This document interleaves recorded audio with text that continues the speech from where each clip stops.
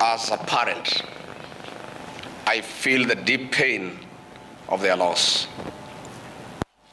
No parent should have to bury their child, especially in such circumstances. I cry for our children. I am unable to bear the pain. My children, Kevin and Keith, are of the same Generation Z.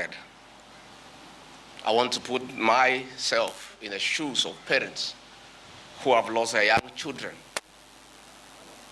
and appreciate the pain, the anguish, the torment.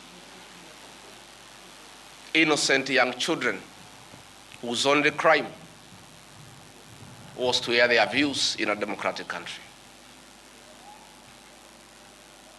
My heartfelt condolences, that of my wife, Pastor Dorcas, my son, Kevin and Keith, to the grieving families. May the Lord give them fortitude, the grace, the strength to bear the pain. We wish quick recovery to those who are injured,